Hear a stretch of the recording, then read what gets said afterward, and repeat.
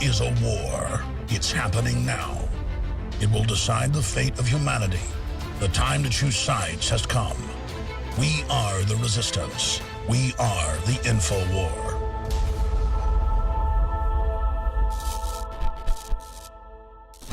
Welcome to the InfoWars Nightly News. I'm your host, Jakari Jackson. It's September 24th, 2014, and let's get straight into our news tonight. Now, I'm sure many of you, like us here at InfoWars, were very shocked by the information of the Sandy Hook shootings at the end of 2012, all the horrific things that went on that day.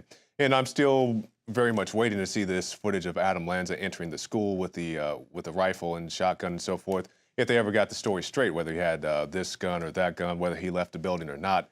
And for all the people say it's disrespectful to show this footage. How many times have you seen the planes crash into the Twin Towers? How many times have you seen the footage of the Oklahoma City bombing building? How many times have you seen liquor store robberies, bank robberies, all these horrible things where people lose their lives? And I'm not saying I want to see the footage of the children being shot individually. I just want to see the person entering the building. But I say all that to say this. You know, there's a lot of questions surrounding the Sandy Hook tragedy, and I do believe people died there that day. But if you look at the FBI's own crime statistics, they seem to view this a little differently. Now, this could be something as simple as a typo, an oversight, but if you go to FBI.gov and you scroll down and you see many cities there in the state of Connecticut, and you go all the way down to Newtown, and you see the population, you see the violent crime, and then you look at the third category, murder and non-negligent manslaughter, and you see a big, fat goose egg. A big zero, which is very questionable going along with the official story. Now, once again, I do believe people died there that day, but I think it's very suspicious that, you know, yeah, you can make oversights. Maybe it is a typo, but that's a pretty big thing just to not click in your head like, oh yeah, there's a bunch of people who died that day. There's a bunch of, bunch of emergency responders who showed up to deal with this situation. It's a national, international news story, and just to see that was quite shocking to us here at InfoWars. So we'll have Wolfgang Halbig on the Alex Jones Show, whether it's today, tomorrow, coming up very soon, probably by the end of the week. So stay tuned for that, and we'll talk more about this in depth. But something that you don't have to look hard to find, information about this war, this conflict with Syria. And now the Pentagon is promising that this could potentially be a forever war. On Wednesday, USA Today quoted Army Lieutenant General William Mayville, Director of Operations for the Joint Chiefs of Staff, who said that a forever war is a certainty. I would like to think of it in terms of years, Mayville said, of course referring to the Syrian conflict. And Obama said as much on Tuesday, this is not going to be something that is quick. It is not something that is going to be easy, he said. So you have Obama, I guess, learning his lesson from what was the situation in Libya. And Obama said at the time that, you know, this Libya conflict is going to take weeks, not months. And of course it did take months, but, you know, I guess that makes no never mind to him. But I guess he learned his lesson. Now they're saying this could potentially take years, and I'm sure they want it to take years. And by they, I mean the military-industrial complex, the people who feed off this, the people, you know, who make the guns, who make the armor, who make the tanks. And I'm not saying any of those people are bad individuals. I own, you know, guns myself. But, you know, they want this thing, this perpetual state of fear so they can make whatever legislation they want to, and also make a good deal of profit out of this. Also violate your constitutional rights. And we've also had Congressman Walter Jones come out and say, why do we have a constitution if you guys just keep violating? And that's a very good point, because he's not saying we should get rid of the Constitution. I think we should do the latter and get rid of the people who are violating our Constitution. This document, this living, breathing document that they have sworn to uphold, but just try to tear apart it every which way. And they say, well, I'm a constitutional professor, I'm a constitutional lawyer. I don't need you to nag me on these events, on these things in the Constitution. Well, yes, I'm sure you do know about the Constitution, and you found ways to circumvent it, if not completely destroy it. And that's what's happening in the United States of America today. And you need your Constitution because they want to take away your rights. Let's talk about this right. The Second Amendment. The right to bear arms shall not be infringed. So you tell me if this is infringing on your Second Amendment right. Washington, D.C. approved strict May issue legislation by a unanimous vote. The bill, dubbed the License to Carry a Pistol Temporary Amendment Act of 2014, that's a mouthful, passed by the 13-member D.C. City Council by a unanimous vote.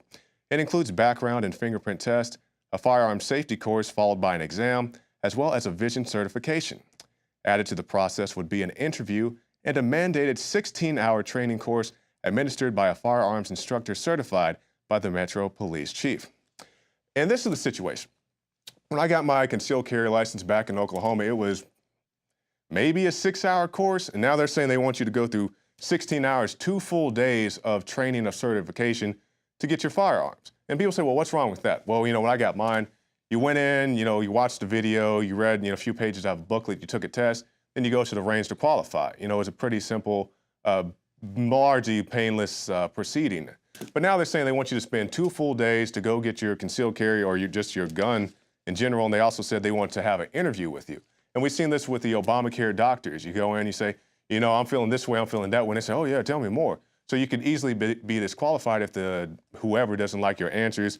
Also, all the other things they want you to go do just to get this firearm, which is completely infringing on your Second Amendment rights. Yes, you need to have competent people wielding your firearms, but you're innocent until proven guilty, not guilty until proven innocent. And if this man had to go through all these things just to get a firearm, maybe he wouldn't be alive today. And of course, this is a store clerk in the city of Houston, Texas.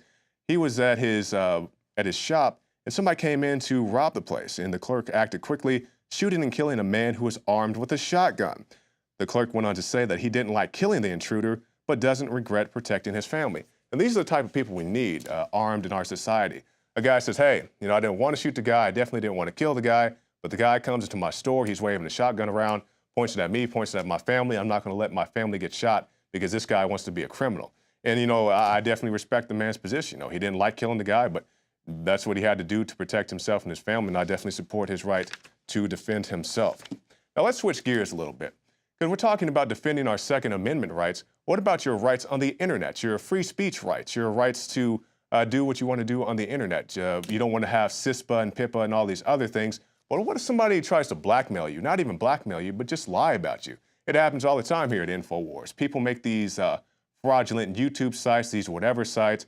They use our graphics. I think David Knight was telling me about this the other day. Somebody made a phony Alex Jones show on YouTube. And they used our graphics, they used our videos. It looked very legit to somebody who wasn't familiar with our show. But of course, they put in all these hokey videos. They'll put like some real reports from myself, David Knight, Leanne, Joe Biggs, whoever. Then they put in something that's just off the wall. We support killing these people. We support killing those people. I don't support killing anybody. I support the Second Amendment. I support if somebody kicks in your door at 3 in the morning and you shoot them with a shotgun, I have no issue with that. But I don't support mass genocide or whatever these other people try to say we're about. And I say all that to say this. Now a PR firm is using the naked scandal, the naked celebrity scandal, to push internet censorship on 4chan. Rantic Marketing, a public relations company that has worked with the likes of McDonald's and Rockstar Games, was outed as being behind a website called EmmaYourNext.com, which threatened to release nude pictures of Watson in retaliation for her recent speech about feminism in front of the United Nations. This is Emma Watson, the actress. However, the website misrepresented itself as being the work of 4chan users. When it was revealed that EmmaYourNext.com was being hosted on the same server as Rantic and FoxWeekly.com, an outlet that blamed 4chan for the threat, the PR firm was forced to admit it was behind the stunt. And it's also pictured on INFOWARS.com, the address to President Obama. And you can see it all right there saying that, hey, you have to crack down on these guys at 4chan, even though they completely framed 4chan. So I'm glad this information has been exposed. And, I hate to see all these celebrities having their intimate moments, whether it's Emma Watson or the girl from Hunger Games or, all these other celebrities, Kate Upton and so forth. I hate to see these people be exposed like this, but it just goes on to show you have to be very careful what you put on the internet. Definitely not put any compromising positions on there. Even on the cloud, if you guys seen the videos and the movies and make fun of this stuff, you put things on the cloud and now everybody sees it. Now your mailman's seeing it and people want to move. That's real. I mean, that can happen. So you got to be very careful what you leave on the internet. And it's not just the internet. What if you're just talking on a cell phone and you're driving around and you're having a good time and everybody uses this excuse, I don't have anything to hide. You may not be a criminal. You may not be, Rick Ross or Scarface, but you may have a few things that you don't want the world at large to know about. But the FBI is coming out and telling the police departments, these other areas, these sheriff's departments, to keep quiet about the spy gear that they use. Recent reports have indicated that law enforcement agencies from coast to coast have been turning to IMSI catcher devices like the Stingray sold by Florida's Harris Corporation to trick ordinary mobile phones into communicating device-specific international mobile subscriber identity information to phony cell towers, a tactic that takes the approximate geolocation data of all the devices within range and records it for investigators. which is a very fancy way of saying they just steal your data. And it wasn't just a couple weeks ago, I talked to a rep for ESD applications, and I asked him, I said, they say it's a conspiracy theory. Of course, I knew the answer to the question, but they say it's a conspiracy theory that people can listen to your cell phone calls in real time. He said, let me assure you, that's no theory. There may be a conspiracy behind it, but it's no theory that, yes, they can listen to your conversations in real time. Yes, they can hack into your phone via back doors. Yes, they can look at you through your smart TV. Yes, they can monitor what you're doing on your Xbox, on your PlayStation, and all that. So you have to be very careful of what you're doing. And, if it's some hacker guy, some guy sitting in his dad's basement, his mom's basement, you can go after that guy. You can prosecute him, say, hey, you're spying on me. But if the police do it, if the military does it, whoever else, it's all fair game. It's all in the name of keeping you safe. Even though they don't have a warrant, they're not coming after you, particularly Mr. Smith. We think you may be, dealing drugs or whatever, so we're going to come after you. No, they just siphon all the information from everybody in the general location. We've seen this done in Seattle as well as many other places. Hopefully they'll put an end to this. I doubt they will, because this is the new spy state of the United States of America.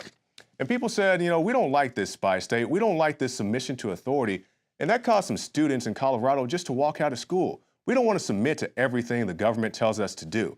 And while I do believe in civil disobedience and all those good things, you don't want to have anything violent, but that's not what these kids did. They had a very civil disobedience when they walked out of school that day. And it says hundreds of students walked out of classrooms around suburban Denver on Tuesday in protest over a conservative-led board proposal to focus history education on topics that promote citizenship, patriotism, and respect for authority, and do not encourage or condone civil disorder, social strike, or disregard for the law. So like I said, you want to have civil disobedience, you want to step outside, you want to hold your signs, you want to link arms and all that good stuff. That's great, because I don't believe that submission to all authority is good authority. If you're driving down the street and the cop pulls you over, hey, he wants to chat you down. He wants to have a chat down. What are you doing? Where are you coming from? I'm like, sir, do you have probable cause to stop me? Was I speeding? Is my blinker out? What's the issue here? No, I just want to stop you because I have this checkpoint here. I'm like, well, you can have your checkpoint all you want. I just want to drive down the street unmolested in the United States of America, being an American citizen. Do you have drugs in the car? Do you have this in the car? I'm like, I'm want to drive. Am I free to go? It's like somebody's telling me the joke, why the libertarian crossed the road? It's none of your business. Am I being detained? It's kind of like that for me. I'm like, do you have probable cause? Is there a rapist, a murderer who looks like me, who's driving my type of car, my make and model? What is the reason why you're stopping me? If it's just because you felt like setting up a checkpoint, no, I don't want to play those games with you. And these students recognize this as well. And of course, I promote things like patriotism. I'm not saying that these students don't, but hey, I think it's good to get these guys started on the paths early to being something positive, because we don't need continuing another police state here in the United States of America. And we'll end our segment tonight with this before we go on to multiple special reports. Zombie apocalypse, ? Ebola patients reportedly rise from the dead. A report from the New Dawn, Liberia, reports that not one, but two Ebola patients from Nimba County who had died from the disease mysteriously came back to life, to residents' disbelief, right before their funerals. As one reader on allafrica.com points out, the most reasonable explanation is that the victims had never actually died, but were probably still alive in a comatose state. And that's what I believe. And also the author of this piece, Adon Salazar, he said, yeah, it's probably the same thing, just people were comatose. Because, yeah, you hear about this for non-disease cases. People get super, super drunk, and the medical examiner, whoever shows up, yeah, this guy's dead. And the guy wakes up, a few hours later in a body bag. It's unfortunate, but it does happen. But it doesn't mean that the Ebola threat isn't real. How big is it going to be? I don't know.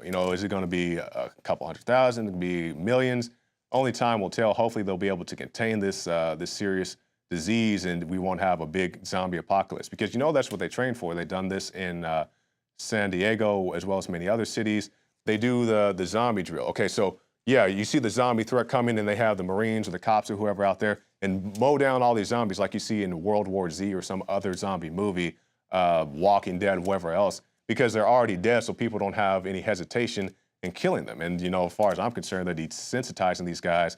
So it may not be so much a zombie, but what if you have a zombie-like person, somebody who's sick, somebody who's ill, somebody who's hungry, they're running at you, then, hey, I remember my zombie training, let's just shoot all these guys. And, it does desensitize our law enforcement to making these decisions.